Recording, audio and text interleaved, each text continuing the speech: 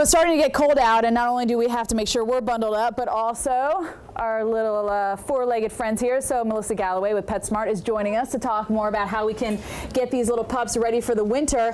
Thanks for being with us this morning. First, let's start off with their paws, because the salt that is put down on the sidewalks actually can damage their paws. Yes, absolutely. So one of the things we always tell people is make sure that if your dog is outside, when they come in, check the paws. Make sure there's nothing in between the pads.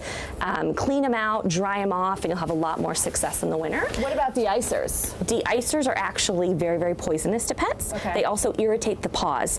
So we always recommend, again, clean them off when they come in. Consider putting booties on them if you're going to be out for long periods of time. And even there are pet-friendly versions of de-icers you can purchase. Okay, so dogs that spend a lot of time outside, maybe our bigger dogs. We're going to bring in some bigger dogs here and show you a little very sweet golden retriever. Everyone has these little jackets on as well. Yes.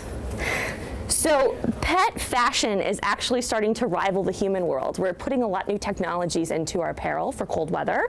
So what this little guy is wearing is actually a Thinsulate coat, so by 3M, and they have all the technology of the human Thinsulate products. So very thin, very lightweight, but very warm. Okay, and you have a sweater on the dog that you're holding there, and you said it acts it to really calm the dog down. It does. This one could use that.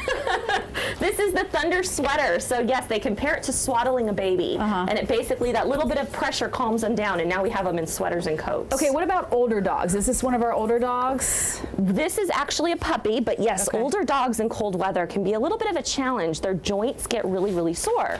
So we always recommend add a glucosamine supplement, consider an orthopedic bed, lots of little tricks you can do.